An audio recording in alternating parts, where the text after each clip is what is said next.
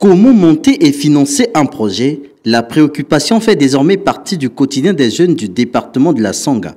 Ces derniers bénéficient actuellement d'une formation en ce sens à l'initiative de la pépinière d'entreprise Kosala en partenariat avec le Fonds national d'appui à l'employabilité et à l'apprentissage. La structure que dirige Trésor Dexter Omono veut à travers cette formation préparer une jeunesse capable de se prendre en main par le développement des activités économiques. Nous allons doter ces jeunes de 4 blocs de compétences. Le premier bloc, ça va être sur la citoyenneté. Parce que nous nous rendons compte aujourd'hui dans notre pays, les jeunes sont en train de se détourner des bonnes valeurs. Donc aujourd'hui, nous mettons l'accent dans notre formation sur la citoyenneté. Qu'un entrepreneur, c'est d'abord un bon citoyen.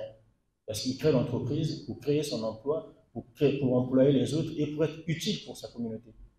Le deuxième bloc de compétences, c'est sur le développement personnel. Vous vous rendez compte qu'en met ces 2 blocs de compétences en avant. Pourquoi? Parce qu'avant d'arriver sur la gestion de projet, avant d'arriver sur le financement, si vous n'êtes pas prêt, si vous n'êtes pas motivé, si vous ne voulez pas réussir, même si on mettait des milliards, ça ne servira à rien. Le troisième bloc de compétences, ça va être sur la gestion de projet. Et là aussi, il ne s'agira pas de la théorie, de ce que vous allez voir sur Internet. Nous allons aller sur les cas pratiques. Nous allons mettre l'accent sur les activités génératrices de revenus. On va vous montrer comment créer, répondre à un besoin. Nous vivons dans des quartiers, nous vivons dans des villes où parfois il y a des besoins spécifiques. Comment transformer ce besoin de ta communauté en une opportunité et te faire de l'argent. Donc, être utile pour la société et s'enrichir, c'est possible. Et enfin, nous allons finir par le financement. Cette formation bénéficie de l'attention particulière des pouvoirs publics, à l'instar du ministre de l'Enseignement technique et professionnel. Parrain de cette édition, Ghislain Thierry Maguessa Ebomé salue la démarche et ne cache pas son désir de voir réussir cette jeunesse pour le développement de ce département. L'espace qu'on va créer ici est un espace de formation. Il n'est pas un espace de politique.